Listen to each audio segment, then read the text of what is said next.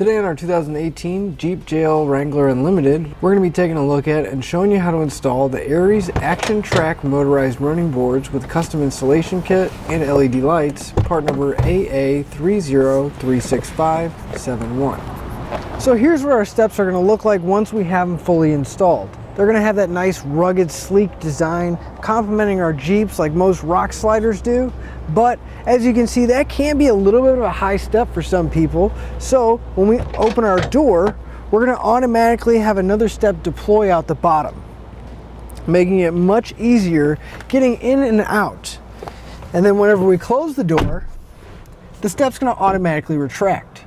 Now since these are going on a Jeep, you want to make sure they're nice and durable. These are going to be made out of aluminum with a powder coat finish, so they are going to be completely rust proof. On top of that, our steps are going to have a 650-pound weight capacity, which is going to be much more than most of them on the market. Now a few measurements you might be wondering about is how long are these? Well, the whole board itself from end to end is right about 69 inches, but the step pad in between the end caps here is right about 65 inches. But as you can see, it's going to fit in between our wheel wells on our Jeep perfectly and just match up real nice to the body lines. Now this lower step down here is going to be about 53 inches long. And as far as how deep the step is, this lower step is going to be just under 3.5 inches. And this upper step is going to be just over 4 inches. So we'll have a nice secure footing whether we're getting in or out of our Jeep. Now this top section here where our main step is going to be just 3 inches below our door sill itself. And then the lower step here that's going to extend out is going to be a total of 11 inches below our door sill. Even in low light situations, we're going to be able to see where we need to go because we're going to have an integrated LED light that's going to shine onto the steps, making sure that we have confidence when we're getting inside. Now the steps do have a safety feature built in that's going to prevent any kind of major pinch points. So if I were to leave my foot here and close the door, the motor will start to go, but it'll realize that something's there and stop. And the same thing when you're opening it. If something's really close to the step to prevent it from coming down, it'll come down initially a little bit, but then it'll stop, again preventing any kind of pinch points or any other kind of damage that may occur. The way our steps are able to do that is it's going to constantly monitor through the control box here, making sure that the motors aren't put under too much stress and that there's nothing in the way. One thing I really like, since these are going in the Jeep, is the fact that you can turn the motor off. So once our doors are closed and we flip this switch, no matter how many times we open or close the doors, they're not going to come down. Now keep in mind this switch will keep the steps in whatever position they're in when you turn them off. But if we're off-roading, going through some mud or rock crawling, it's a good idea to go ahead and turn it off. That way we don't have to worry about our steps coming down and hitting any of those things. Now as far as the installation goes, our steps are going to come with nearly everything you need, just minus a few zip ties and maybe some silicone to seal up some holes that we're going to use. And they even come with a few rubber grommets to replace some plugs that we're going to be using. So now that we've seen our steps and gone over some of the features, let's show you how to get it installed. To begin our installation, we're going to want to come to the bottom section right by the rocker panel of our Jeep. Now if you have existing rock sliders or any other kind of steps, you will need to remove those. Typically, the mounting locations are going to be on the bottom weld right here. You'll have 2 holes going into the body, and then usually you'll have one going into the bottom of the body here. So we went ahead and removed all the hardware, and we have our brackets laid out in the position that they need to go. Now it's going to be extremely tough to tell, but our front bracket is going to have the shortest arm that has that oval hole in it. That one you want to make sure is for the front. Now the middle bracket, it's going to look almost identical to it, but the arm with that oval hole is going to be the longest out of all the brackets. That one's going to be for the middle. Now the very rear bracket is probably going to be one of the easiest to decipher which one it is, because not only are we going to have this square hole in between these 2 large flanges, but we're also going to have these 2 small rectangle cuts in the arms with that oval hole. Again, that one's going to be for the very rear. So starting in the front, if we find those 2 holes that are going to be open on the bottom flange here, if we come to the bottom of the frame, and look underneath the body, we'll have a weld nut. Those are going to be our 3 mounting locations. That oval section will line up with the weld nut, and we want these tabs here to be on the outside of the body. We'll just lift it up, and you'll see how the holes are going to line up. Now to secure it, we're going to take one of the black bolts in our kit. We're going to go through the front, and then on the back side, we're going to follow it up with a flat washer, and then secure it down with a nylon lock nut. I just want to get these on there hand tight just so the bracket will support itself. We'll do that for both the front and back. Now for the hole that's in the bottom of the body, we're going to take one of the larger bolts in our kit. And we're going to want to put a little bit of anti-seize on it. They do provide you that in the kit. You don't need a whole lot. You just want to put a little bit on there so it doesn't seize up and it doesn't cause any kind of corrosion inside of there. And then we're going to follow that up with a split lock washer. And then you want to grab one of the big fender washers that's in the kit, and we're bolting up through the bottom of the bracket into that weld nut at the bottom of the body. We want to just get all the bolts holding the bracket in place nice and snug. We want to leave them a little loose for right now. And we'll go ahead and repeat that for the middle and rear bracket. With all the brackets in place, we can go ahead and grab our step. Now, the way you're going to determine if it's the left or right side, we're on the left side. So you want to make sure that that Aries sticker is towards the front of the running board. And then if we kind of turn it over a little bit, on the back side of it, we'll have a pigtail. And you want to make sure that that pigtail is towards the back of the running board. Now on the back of it, you'll notice that we have 2 channels here. This top channel is going to rest onto that bracket that we sat in, and this bottom channel we're going to need to get some hardware in place. Our kit's going to come with these rails with 2 studs attached to it, and basically you see there's 2 little ridges. We're going to want to slide that rail into the channel, and you're going to want to slide however many on each side. So we have a total of 3 brackets, so we want to slide all 3 of these in and get them somewhat close to where they're going to line up with our bracket.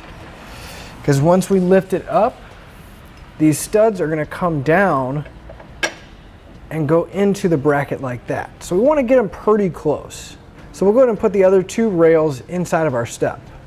Now with an extra set of hands, we're going to line up that top ridge with the ridge that's on the bracket, so it kind of rests in there. Now you may need to kind of slide it forward a little bit, slide it back to get them in there, and then we're going to move our brackets just enough to where they fall into those channels, and then we can rotate our running board down so it's setting and resting on the brackets as well as that top channel. You just want to make sure that the top of the bracket is inside that channel and that it's not only resting on the bottom. Now once you have your running board positioned either forward or back where you want it to be, then we can get ready to put the hardware in place on the bottom of those brackets. On each one of the studs, we're going to take a flat washer, and we're going to follow it up with a nylon lock nut. Now again, you just want to get these on there at least hand tight so we don't have to worry about the running board coming down. But we're only going to do this for the front and the middle right now. The back is going to have some additional hardware we're going to put in. On the back bracket here, we are going to have another bracket that we're going to mount a light to. So we'll take the bracket, and if you kind of just eyeball it, we can see that if the light comes in through this way, it'll be shining forward and down onto our steps, which is what we want. So we'll go ahead and line that up. And then again, just taking a flat washer and a nylon lock nut, we'll go ahead and put it in place. And then we'll secure the other side with another flat washer and lock nut. And while we're back here working with this bracket, I'm going to go ahead and get our light ready. That way it'll be a little bit easier if it's already installed. So we'll loosen up the jam nut to where it comes off the threaded section of the light and down the wire a little bit. We'll slide the wire through the notch section, put our light in place, And then we'll tighten up that jam nut onto the back of the light. Now the bracket and everything is still going to be a little loose because we didn't tighten that up. That's all right. But we're going to take a 14mm wrench, and while holding the light, you just want to snug it up a little bit. You don't need to go super crazy, but you just want to make sure that light isn't going to fall out. So with our light, all of our brackets and our steps mounted, we can come back and start tightening up all of our hardware. We're using a 13mm socket to tighten up the nuts that are attaching the board to the bracket.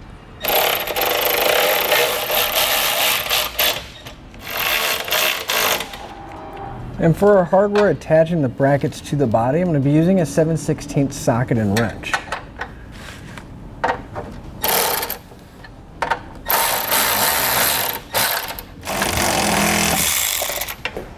Now you want to make sure you come back with a torque wrench and you torque all your hardware down, and we'll find the specified amount in the instructions. Now we're going to go ahead and go back and repeat that for any remaining hardware. To start the wiring for our steps, we're going to start over by the battery on the passenger side of our engine compartment, and we're only going to grab the section of harness that has our fuse holder and the quick disconnects with the red and black wire on it. So we'll go ahead and open up our fuse holder. We're going to pull the 20 amp fuse out, and we're going to set this aside so we don't lose it. But we're going to need to get access and hook up our fuse holder to the positive and negative side of our battery.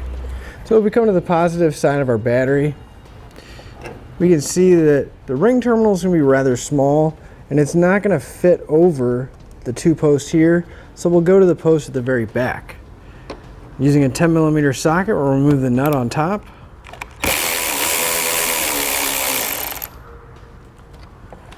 Then we can put our red side of our fuse holder over that terminal and replace the nut.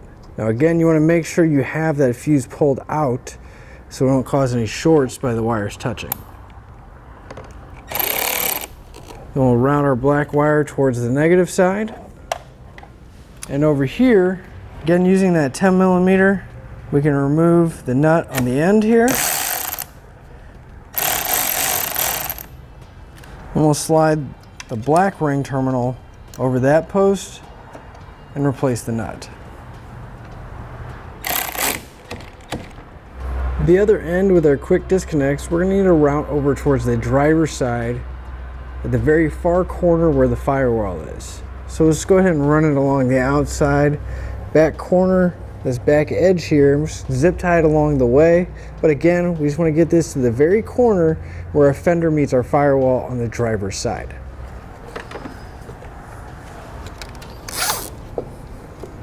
So with our wire over towards the driver's side at this back corner here, we're going to need to get into the passenger compartment. We're going to have a plug that's going to be on the very far left-hand side, but that's only because it's an automatic. If you have a manual, the clutch cylinder is going to be taking its place. So I'm just going to take a screwdriver and I'm going to pop that plug out.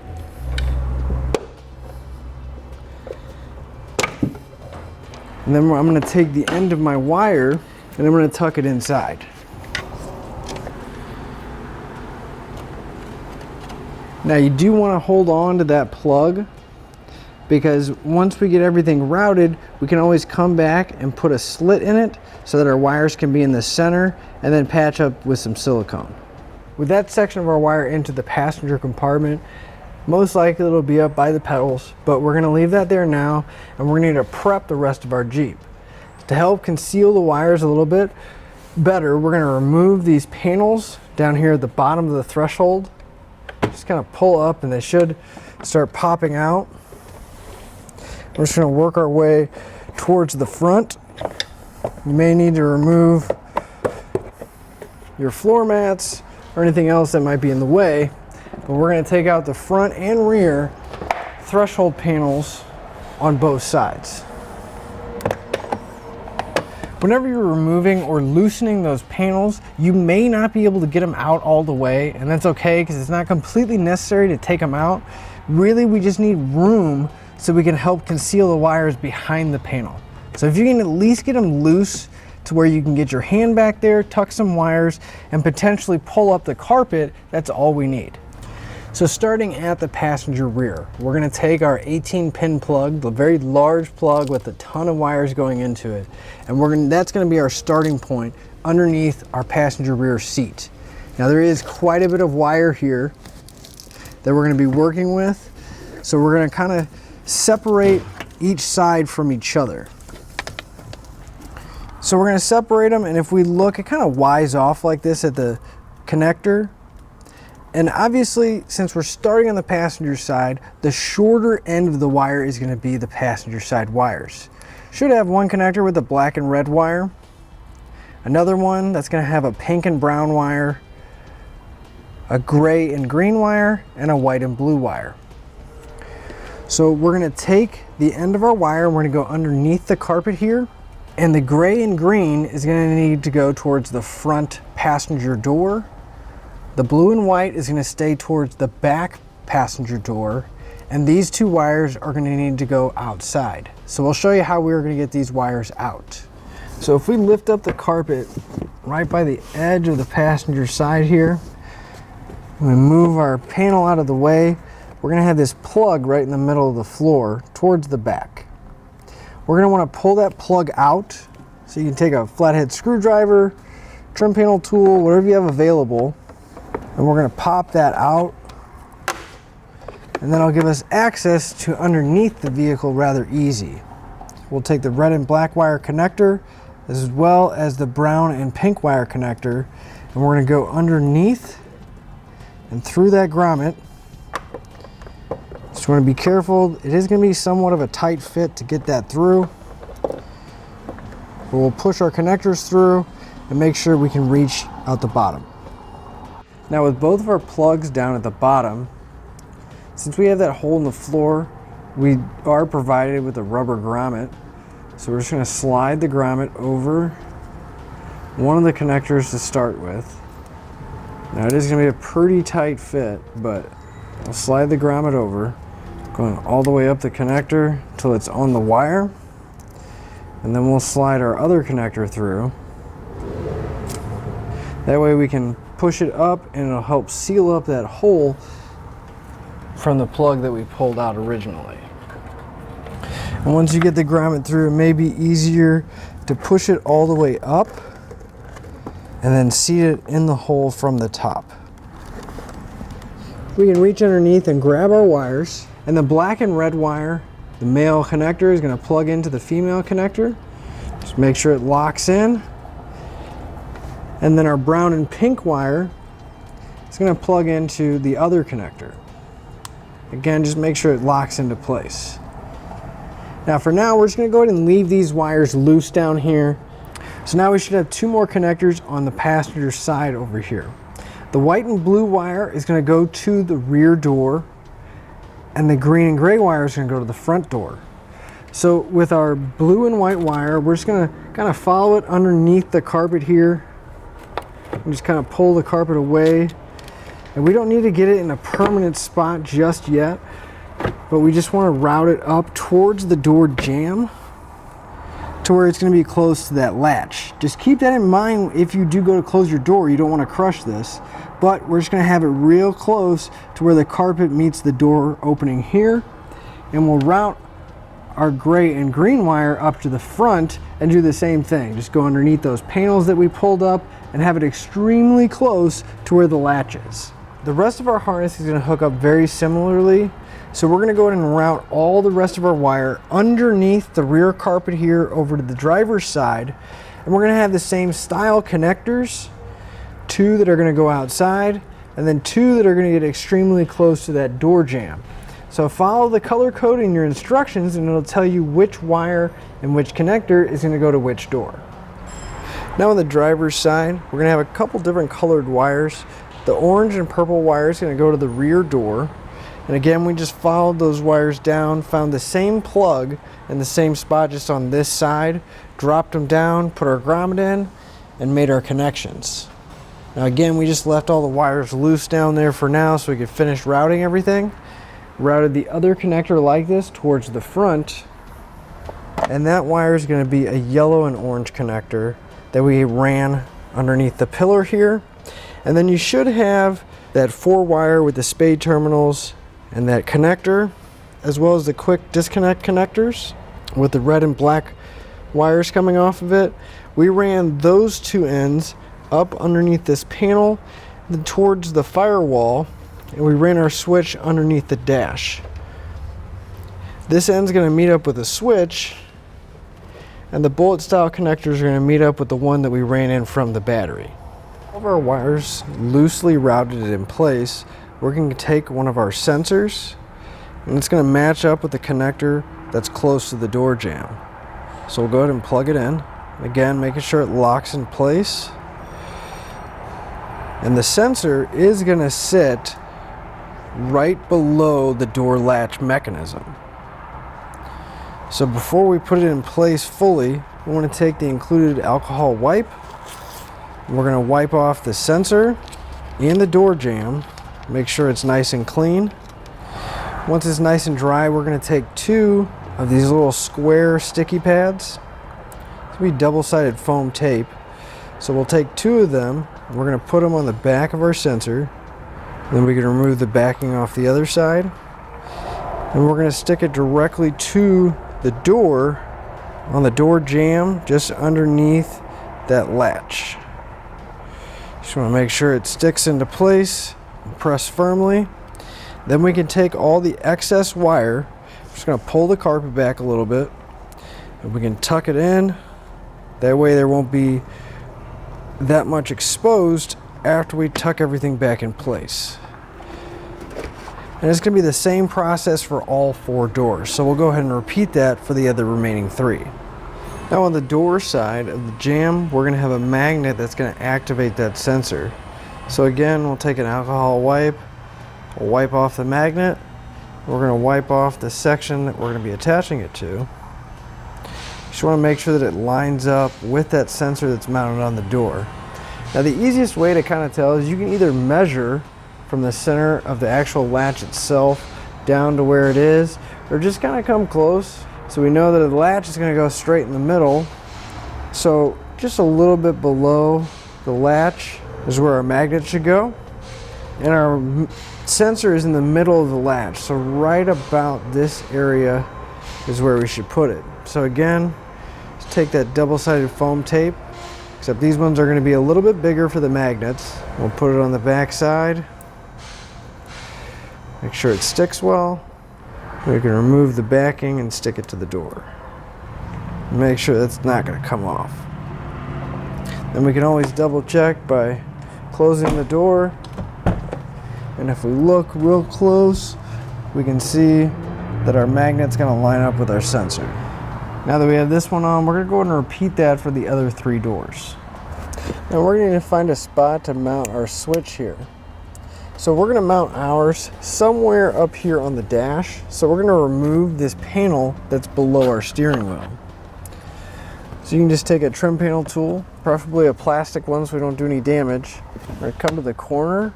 There'll be some clips that'll start releasing once we kind of pry gently outward. We'll do that on both sides, and the panel will pop off. Now we're going to need to get access over in this area. So we're going to remove these few screws that are holding this lower plastic piece in place. So if you grab a Phillips bit, we can go ahead and take those 2 screws out. We have one kind of high on the dash, and then one kind of low on the outside. Now we're not going to be able to pull this completely out unless we pull this other panel out because it is behind it. But if we come over to the driver's side, we should just be able to pop that corner out, which will give us access to this area right here.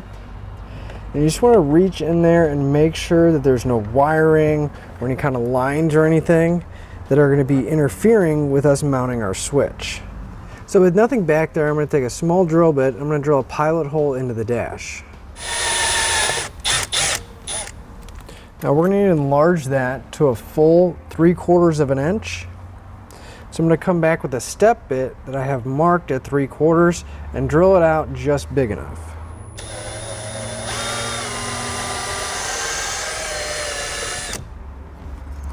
Now once we have it drilled, it's always a good idea to test fit the switch. And as you can see, we're gonna have to go a little bit further with our step bit.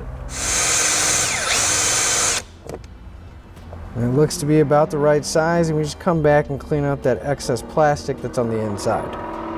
So now we're gonna take our wire with the 3 wires and that U-shaped terminal on it. We're gonna raise them up going around the dash here. We're gonna pass them through behind the panel until we can reach them and have them come out where we drilled our hole. Now maybe a little bit of a challenge getting all those wires through and getting everything to go where you want it to. But if you just take a little bit of time, we can get our wires to pop through. Now one thing to note is that on the other end where that U-shaped terminal is, we want this to stay kind of out towards the center area here, because we will need to find a metal point that we can ground this to later on. Now the back of our switch here, we're going to have 2 silver terminals and one kind of a gold or bronze colored one. We're going to take the red spade terminal, plug it into the gold and bronze colored one, and then the other 2 red wires with the blue terminals are going to go on to the other silver ones. And once we have those plugged in, we're going to take our wires and our switch and we're going to push it into the hole we drilled. Now most likely this is going to be a very snug fit, but that's a good thing because we don't want our switch to move around on us. Just want to make sure it's fully seated in there and it's not going to pop out. Now for our black wire, we are going to have to ground this. And as you can see, it is a U shape, so we just need to find a bolt that's already existing in the dash somewhere that's connected to some metal. So actually, if we come to this one right here, that's right underneath our steering wheel, it'd probably be easiest to use a ratcheting wrench, but we'll just loosen it up just enough to where we can slide that terminal in place. We don't have to fully remove it. Once we have a slight gap in there, we can take our wire. Just want to make sure that you go around anything. You don't want to get it stuck in any clips. We're going to slide it underneath that washer. So it'll make contact going around the bolt, and then we can tighten it back up. So with our ground wire and our switch in place, we can start putting back all the panels and screws that we took out earlier.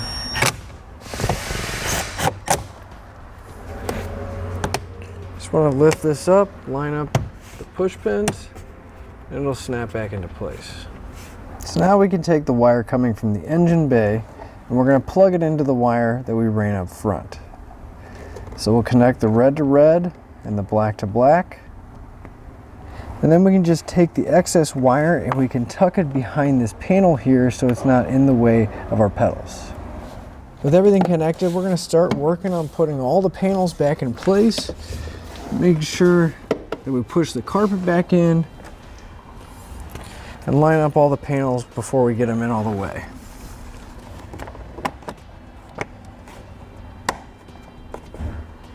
Now for the wires underneath, just want to tuck up as much of the excess as you can up into the inside, and we'll just tuck up underneath the carpet. But before you do, what I always like to do with all the connectors that are even a little bit exposed, I'm just going to wrap these up with some electrical tape. Not only helping it stay together, but hopefully preventing any kind of moisture or water from getting inside the connector and causing corrosion buildup. And then to help protect the wires, they do provide us with some split loom, which we can wrap around the end of the wires coming from our running boards. We always trim off the excess and wrap the other side. And then once we have both sides wrapped, I'll come back with some electrical tape again and wrap everything up so it'll be nice and protected against anything happening to it. It's not a bad idea to take a zip tie and find somewhere to wrap it around and hold that wire in place. I'm just going to zip tie it to the bracket right here. We won't have to worry about it falling down or catching on anything when we're going down the road. So we'll go ahead and wrap our other one and put the loom around and secure it on the other side as well. So we should still have our large connector at the back underneath the passenger seat. Now I just pulled mine through the hole in the carpet here right by the brace for the rear seat. Now we can have it come out there on top of the carpet. We can take our module box here and we're going to plug it in. Again, you just want to make sure that it fully locks in. Now how we're going to mount this and where we're going to mount this is really going to depend on how you have it routed. If you want to leave it under the carpet, you could just tuck it under the carpet and leave it there. Or if you look on the very edge here, we are going to have a hole on either side. And I think I'm just going to use one of them, maybe use both. I'm going to use a zip tie to go around the brace of the rear seat. And we don't have to worry about it moving around too much.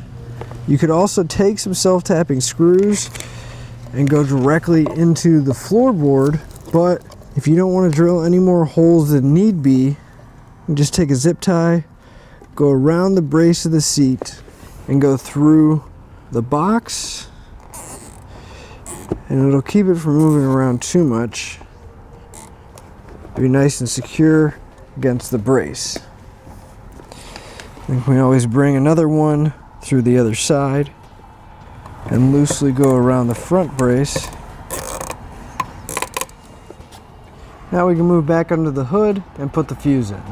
Now before you put the fuse in, you want to make sure that the switch is in the off position. But we'll take our 20 amp fuse, put it into our fuse holder.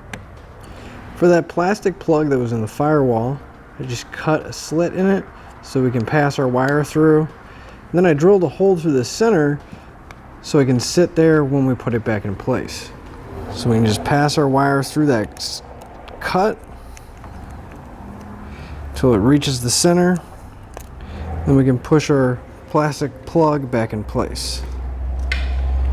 Now this next step is going to be a little bit of an optional thing, but I always like to seal up anything, including those plugs on the bottom of the vehicle, with some silicone that we don't have to worry about any leaks or any fumes getting inside.